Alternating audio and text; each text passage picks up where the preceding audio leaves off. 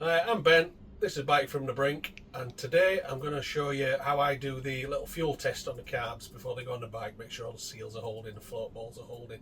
I've got a glamorous assistant today doing some filming, so maybe we'll get some better angles and me not actually just putting back of my bald head in camera. So let's crack on with it.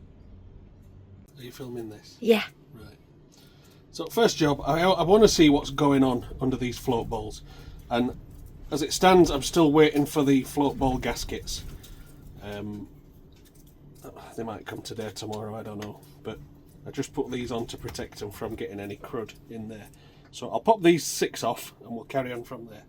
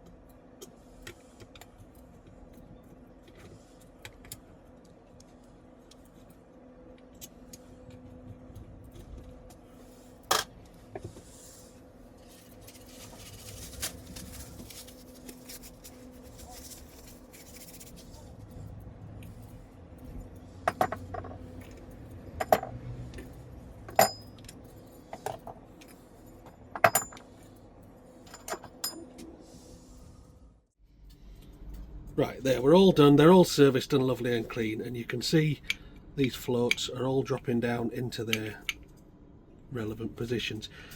These floats are not adjustable.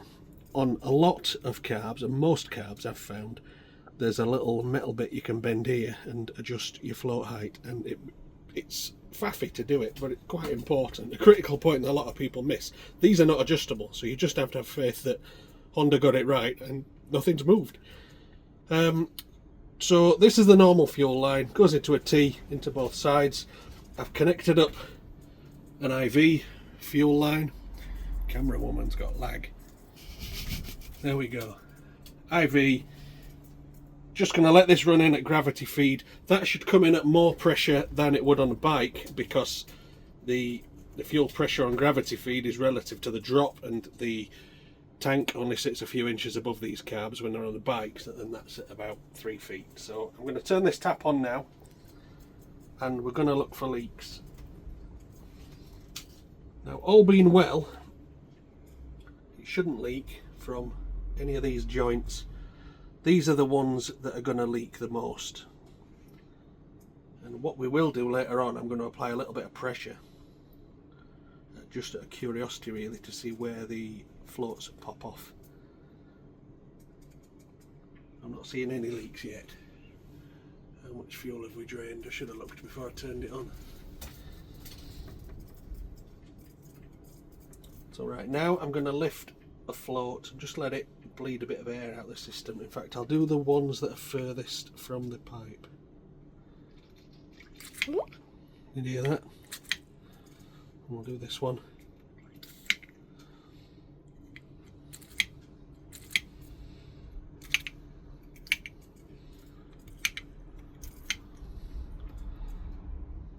So we know the system's full of fuel now. What I don't want to see is any drips forming, because inside these these metal bits and this plastic brown bit here, they basically do the same job, but this one's a T. There's a little O-ring hiding each side of there. I have a feeling these O-rings were replaced at some point when this car was serviced. Okay, it's been 3 or 4 minutes there and we're not seeing any leaks. So next thing I'm going to do, I'm just going to pressurise this line slightly. So I'm going to take that off there. Is there any fuel in that pipe? Yeah, okay. Oh yeah, see, we can see fuel in the end of there, look. So it's ready. Is this on pressurised mode or vacuum mode? It's on pressurised mode. So if I put that in there, start to pressurise,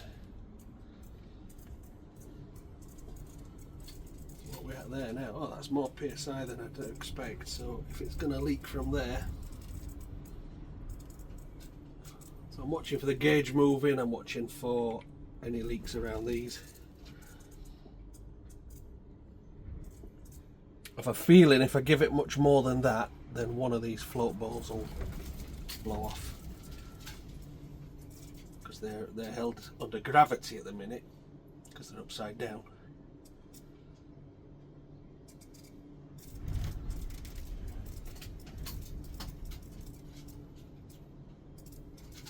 Seems to be holding quite well. Shall we increase pressure and see what happens? Let's do that. Sounds fun. It might just blow off here.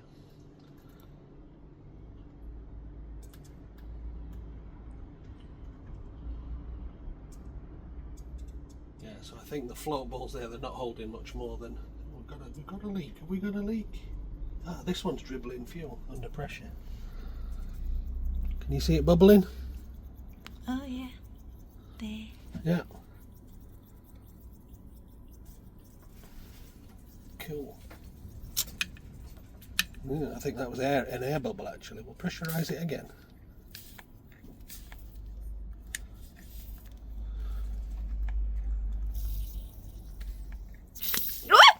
Yeah, so if you go much above, what were we at there? About 8 or 9 psi, then it's enough to make the float balls push off.